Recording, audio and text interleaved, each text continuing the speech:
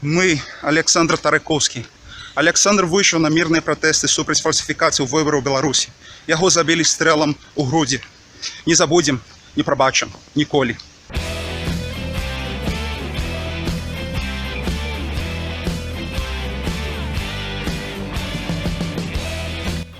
Мы, Александр Будніцкі.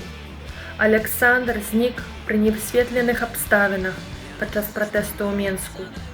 Яго цела знайшлі ў публічным месцы праз 10 дзён. Не забудзем, не даруем. Не сыдуць у змрочны туман. Яны назаўжды будуць з намі. Мы, Александр Вихор. Александр не ўдзельнічаў у пратэстах. Ён усяго толькі ехаў на спатканне з дзяўчынай і быў затрыманы міліцыяй. Бацькі шукалі яго некалькі дзён. Знайшлі. Александра ўжо не было сярод жывых. Ён памёр у шпіталі са шматлікімі траўмамі. Не забудзем, не даруем. У свеце златыны жыць. Героі не паміраюць. Мы, Никита Фрунцов. Никита удзельнічаў у пратэстах 12 жніўня пасля жудасна сфальсіфікаваных выбараў. Ён знік. Сям'я знайшла яго праз 10 дзён у лесе, павешаны. Не забудзем, не даруем. Душак у шуме срабрыстых дажджоў.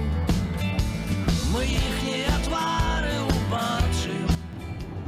Мы, Константин Шишмаков. Дырэктар музея Звалкавыску. Знік пасля таго, як адмовіўся падпісаць пратакол, знойдзены ў нём. Не забудзем, не даруем. Героі не паміраюць. Яны нас не пакідаюць. У свеце. Мы, Геннадзь Шутаў. Геннадзь быў паранены ў патыліцу. Сям'я шукала яго некалькі дзён. У цяжкім стане яго знайшлі ў брэсцкім ваенным шпіталі. Там ён памёр.